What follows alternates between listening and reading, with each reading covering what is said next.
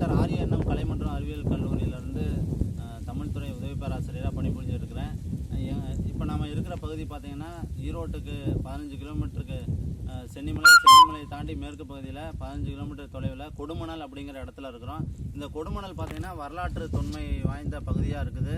15 hectare அளவில் இந்த மக்கள் வந்து பண்டைய காலத்தில் கிபி 100ஆம் நூற்றாண்டுலேருந்து இங்கே மக்கள் வாழ்ந்துகிட்டு இருந்திருக்காங்க.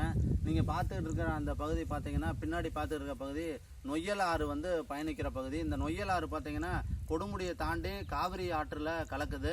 பண்டைய மக்கள் வந்து இங்கே என்ன பண்ணியிருக்காங்கன்னா, இங்கே வந்து சக்தி வாய்ந்த இரும்புகளை எல்லாம் உருக்கி அதை எக்காக மாற்றி இங்கேருந்து முசிறிங்கிற சேர நாட்டினுடைய தலைநகரமான முசிறி, அந்த முசிறியில் வந்து பார்த்திங்கன்னா அந்த ஊர் வந்து இப்போ பட்டணம்ங்கிற அப்படிங்கிறது அழைக்கப்படுது. இங்கேருந்து வந்து ஆபரணங்கள் தயாரித்து இந்த வழியாக வந்து பயணிச்சிருக்கிறாங்க. நொய்யலாறில் பயணித்து அப்படியே முசிறி வரைக்கும் இந்த பக்கம் பயணித்து எகிப்து ரோம் நாடுகளுக்கு வந்து ஆபரணங்கள் இந்த இரும்பை உருக்கி எக்காக மாற்றினது வந்து உற்பத்தி பண்ணி இங்கேருந்து ஏற்றுமதி பண்ணியிருக்காங்க.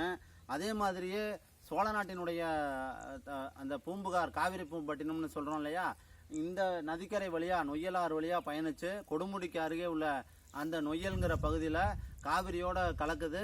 இந்த வழியில் வந்து பண்டைய மக்கள் வந்து பயணித்து காவிரி பூம்பட்டினம் வரைக்கும் நம்மளுடைய தமிழ் மக்கள்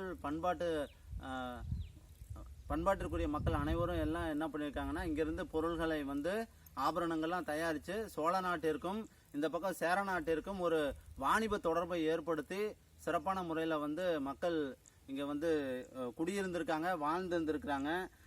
இந்த அகழ்வாய்வில் நிறைய பொருள்கள் கிடைச்சிருக்குது. ஈட்டி முனைகள், வாள்கள், இரும்பு உருக்காலை, சிப்பி, கிளிஞ்சல், இது மாதிரி வளையல்கள்லாம் கண்டுபிடிச்சிருக்காங்க. அப்புறம் தமிழ் பிராமி எழுத்துக்கள் வந்து மட்பாண்டங்களில் வந்து எழுதப்பட்டிருந்ததா ஒரு வரலாறு குறிப்பிடுகிறது. அதுக்கப்புறம் பாண்டிச்சேரி பல்கலைக்கழகத்தில் வந்து இங்கெல்லாம் வந்து ஆராய்ச்சி பண்ணியிருக்கிறாங்க. அதுக்கப்புறம் பார்த்தீங்கன்னா மேலை நாடுகளுக்கு ஏற்றுமதி பண்ணியிருக்காங்க.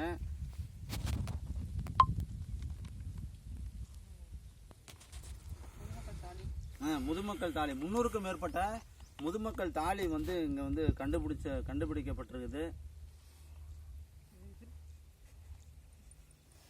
இங்கே அனுமதி அளித்த டாக்டர் ஆர்என்எம் கலை மற்றும் அறிவியல் கல்லூரியின் முதல்வர் பழனியப்பன் ஐயா அவர்களுக்கு நன்றி.